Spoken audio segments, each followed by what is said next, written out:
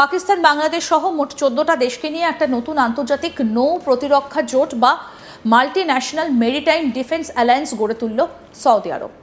প্রশ্ন উঠছে, এই সামরিক জোট কি তবে তৃতীয় বিশ্বযুদ্ধের বড় কোনো প্রস্তুতির ইঙ্গিত দিচ্ছে, যা আন্তর্জাতিক ভূরাজনীতির সমীকরণকে রাতারাতি ওলটপালট করে দিয়েছে? দক্ষিণ এশিয়ায় ভারতীয় দাদাগিরির দিন শেষ, এবার খেলা দেখাচ্ছে বাংলাদেশ। নিজেদের বিশ্বগুরু দাবি করা ভারত এখন কিসে পরিণত হয়েছে সেটা আমার থেকে হয়তো আপনারাই ভালো বলতে পারবেন। একের পর এক দেশ থেকে বিতাড়িত হয়ে ভারত এখন বড্ড একা। অন্যদিকে দিন যত যাচ্ছে ভৌগোলিক ও কৌশলগত কারণে বাংলাদেশের গুরুত্ব বেড়েই চলেছে। আমরা প্রায় দেখি ভারতীয় মিডিয়াগুলোতে বাংলাদেশ বা দক্ষিণ এশিয়ার ভূ রাজনীতি নিয়ে অনেক বড় বড় কথা বলা হয়। তারা মনে করে পুরো অঞ্চলের কূটনৈতিক নিয়ন্ত্রক তারাই, কিন্তু বাস্তব চিত্রটা দেখুন। লোহিত সাগর আর মধ্যপ্রাচ্যের আন্তর্জাতিক বাণিজ্যের মতো জায়গায় নিরাপত্তা জোট তৈরি হচ্ছে সৌদি আরবের নেতৃত্বে। সেখানে তুরস্ক, মিশর ও পাকিস্তানের মতো শক্তিশালী দেশগুলোর সাথে বাংলাদেশকে আনুষ্ঠানিকভাবে যুক্ত করা হচ্ছে, কিন্তু এই জোটে ভারত নেই। বাংলাদেশ ও সৌদি আরবের নতুন এই জোট নিয়ে কী বলছে পশ্চিমবাংলার মিডিয়া, আসুন তা দেখি। মধ্যপ্রাচ্যের আকাশ বাতাসে আজ যুদ্ধের যে কড়া গন্ধ ভেসে বেড়াচ্ছে তার কোনো গোপন বিষয় নয়। আমেরিকার সঙ্গে ইরানের যে রক্তক্ষয়ী সংঘাত গত ফেব্রুয়ারি মাস থেকে শুরু হয়েছে তা আজ আর শুধু দুটো দেশের সীমানার মধ্যে আটকে নেই। পারস্য উপসাগর থেকে শুরু করে লোহিত সাগর, গোটা অঞ্চলের জলপথ এখন বারুদের স্তূপে পরিণত হয়েছে। হরমুজ প্রণালী কার্যত বন্ধ হয়ে যাবার পর বিশ্ব অর্থনীতিতে যে চরম অস্থিরতা তৈরি হয়েছে তার জের এবার এক ঐতিহাসিক এবং অত্যন্ত তাৎপর্যপূর্ণ পদক্ষেপ করল সৌদি আরব। পারমাণবিক যুদ্ধের মেঘ এবং বিশ্বজুড়ে জ্বালানি সংকটের এই চরম মুহূর্তে মধ্যপ্রাচ্যের রিয়াদ থেকে এলো এক বিস্ফোরক ঘোষণা। পাকিস্তান বাংলাদেশ সহ মোট 14টা দেশকে নিয়ে একটা নতুন আন্তর্জাতিক নৌ প্রতিরক্ষা জোট বা multi national maritime defence alliance গড়ে তুলল সৌদি আরব। প্রশ্ন উঠছে, এই সামরিক জোট কি তবে তৃতীয় বিশ্বযুদ্ধের বড় কোনো প্রস্তুতির ইঙ্গিত দিচ্ছে? সৌদি আরবের প্রতিরক্ষা মন্ত্রকের পক্ষ থেকে সম্প্রতি এক আনুষ্ঠানিক বিবৃতিতে জানানো হয়েছে যে বাব আল মান্দেব প্রণালী লোহিত সাগর এবং এডেন উপসাগরের মতো অত্যন্ত সংবেদনশীল এবং আন্তর্জাতিক বাণিজ্যের লাইফলাইন জলপথগুলোর নিরাপত্তা নিশ্চিত করতেই এই নতুন যৌথ সামরিক জোট গঠন করা হয়েছে। বর্তমান বিশ্ব পরিস্থিতিতে এই জলপথগুলো বারবার হামলার মুখে পড়ছে। বিশেষ করে ইয়েমেনের ইরান সমর্থিত হুথি বিদ্রোহীরা যেভাবে এই রুটগুলোতে লাগাতার আক্রমণ চালিয়ে যাচ্ছে তাতে বিশ্ব বাণিজ্যের চাকা স্তব্ধ হবার উপক্রম হয়েছে।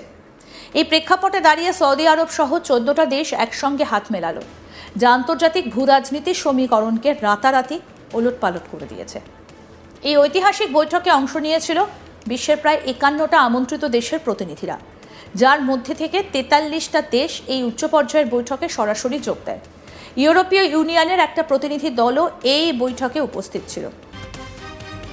সৌদি আরব ছাড়াও এই নতুন প্রতিরক্ষা জোটে স্বাক্ষরকারী দেশগুলোর তালিকায় রয়েছে তুরস্ক, কুয়েত, বাহরাইন, কাতার, জর্ডান, মিশর, Pakistan, Djibouti, Somalia, Bangladesh, Yemen, Sudan এবং কমোরোস। বিশ্লেষকরা মনে করছেন এই চরম সংকটের মুহূর্তে সৌদি আরব শুধু নিজের তেল রপ্তানি বা দেশের সীমানা রক্ষা করতেই এই জোট তৈরি করেনি, বরং মধ্যপ্রাচ্যের রাজনীতিতে নিজেদের একচ্ছত্র নেতৃত্ব বজায় রাখতে তারা একটা বড় সামরিক ব্লক বা শক্তি কেন্দ্র গড়ে তুলেছে, যে তালিকায় পাকিস্তান এবং বাংলাদেশের মতো দক্ষিণ এশিয়ার দেশগুলোর নাম জড়িয়ে যাওয়া অত্যন্ত তাৎপর্যপূর্ণ। প্রশ্ন উঠছে, পাকিস্তান বা বাংলাদেশ কি তবে এই সুদূর মধ্যপ্রাচ্যের সংঘাতে জড়িয়ে পড়ছে, নাকি এই দেশগুলো কেবল কূটনৈতিক এবং নামমাত্র সামরিক সহযোগিতার বার্তা দিতেই এই জোটে স্বাক্ষর করেছে? এই জোটকে পশ্চিম এশিয়ার একটা বড় কৌশলগত চাল হিসেবে দেখা হচ্ছে। আমেরিকা এবং ইসরায়েলের বিমান হানার জবাবে ইরান যেভাবে মধ্যপ্রাচ্য জুড়ে তাদের প্রক্সি নেটওয়ার্ক সক্রিয় রেখেছে তাতে যে কোনো মুহূর্তেই আঞ্চলিক যুদ্ধ দাবানলের মতো ছড়িয়ে পড়তে পারে। ইউরোপ এবং এশিয়ার অন্যান্য অংশেও ইতিমধ্যেই মধ্যপ্রাচ্যে থাকা সমস্ত আমেরিকান নাগরিকদের অবিলম্বে সতর্ক থাকার এবং যে কোনো মুহূর্তে দেশ ছাড়ার প্রস্তুতি নেবার নির্দেশ দিয়েছে ওয়াশিংটন। ফ্লাইট বাতিল, আকাশপথ সামরিক বন্ধ হয়ে যাওয়া এবং যাতায়াতের চরম বিপর্যয়ের আশঙ্কায় তটস্থ গোটা অঞ্চল। এমন একটা বারুদের স্তূপের ওপর দাঁড়িয়ে সৌদি আরবের নেতৃত্বে এই 14 দেশের সামরিক জোট গঠন আসলে আসন্ন কোনো বড় যুদ্ধের পূর্ব প্রস্তুতি কিনা তা নিয়ে আজ আন্তর্জাতিক সংবাদ মাধ্যমে অন্তহীন বিতর্ক শুরু হয়েছে। সৌদি আরব এবং তার মিত্ররা যতই একে নিরাপত্তা রক্ষা বলে দাবি করুক না কেন, কূটনীতির অন্তরালে চলা এই অস্ত্র এবং শক্তির মহড়া যে অদূর ভবিষ্যতে গোটা পৃথিবীকে এক ভয়াবহ তৃতীয় বিশ্বযুদ্ধের দিকে ঠেলে দিতে পারে, সেই আশঙ্কা উড়িয়ে দেওয়া যাচ্ছে না। ভারতীয় মিডিয়া মাঝে মধ্যেই বাংলাদেশকে ছোট করে বা কূটনৈতিকভাবে গুরুত্বহীন দেখানোর চেষ্টা করে, কিন্তু এই ঘটনা প্রমাণ করে আন্তর্জাতিক অঙ্গনে বাংলাদেশের গুরুত্ব এবং সৌদি আরব বা মুসলিম বিশ্বের কাছে আমাদের অবস্থান কতটা শক্ত। বাংলাদেশ এখন শুধু নিজের ভূখণ্ডে সীমাবদ্ধ নেই, বৈশ্বিক সামুদ্রিক বাণিজ্যের নিরাপত্তা নিশ্চিত করতেও বিশ্বমঞ্চে চেয়ার পাচ্ছে। পশ্চিমবাংলার মিডিয়া পুরো রিপোর্টে তৃতীয় বিশ্বযুদ্ধ আর হুমকি নিয়ে আতঙ্কের সুর বজায় রাখছে, কিন্তু ভেতরের আসল সত্য হলো এই অঞ্চলীয় পাওয়ার ব্যালেন্স এখন বদলে যাচ্ছে।